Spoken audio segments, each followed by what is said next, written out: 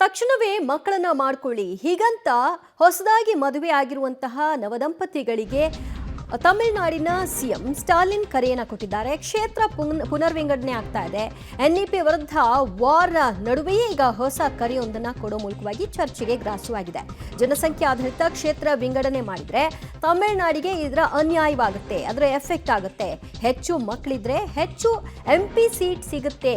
ಆ ಕಾರಣಕ್ಕಾಗಿ ಹೆಚ್ಚೆಚ್ಚು ಮಕ್ಕಳನ್ನ ಮಾಡ್ಕೊಳ್ಳಿ ಅಂತ ನಾಗೈ ಜಿಲ್ಲೆಯ ಪಕ್ಷದ ಕಾರ್ಯದರ್ಶಿಯ ಮದುವೆಯೊಂದರಲ್ಲಿ ತಮಿಳುನಾಡಿನ ಸಿಎಂ ಸ್ಟಾಲಿನ್ ಹೇಳಿಕೆ ಕೊಟ್ಟಿದ್ದಾರೆ.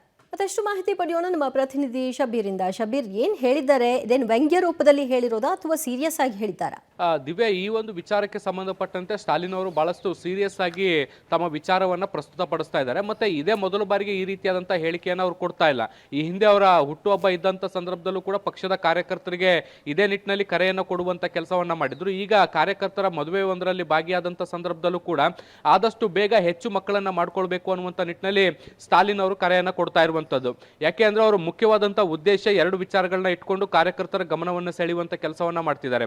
ಒಂದು ಭಾಷಾ ವಿಚಾರ, ಭಾಷೆಯ ಮೇಲೆ ನಿರಂತರವಾದಂತಹ ದಾಳಿ ಆಗ್ತಾ ಇರುವಂತದ್ದು. ಕೇಂದ್ರ ಸರ್ಕಾರ ತ್ರಿಭಾಷಾ ನೀತಿಯ ಮೂಲಕ ತಮಿಳಿನ ಮೇಲೆ ದೊಡ್ಡ ಹೊಡೆತವನ್ನ ಕೊಡುವಂತ ಪ್ರಯತ್ನವನ್ನ ಮಾಡ್ತಾ ಇದೆ. ಹೀಗಾಗಿ ನಾವು ತಮಿಳು ಭಾಷೆಯನ್ನ ಉಳಿಸ್ಕೊಳ್ಬೇಕಾಗಿರುವಂತದ್ದು ಒಂದು.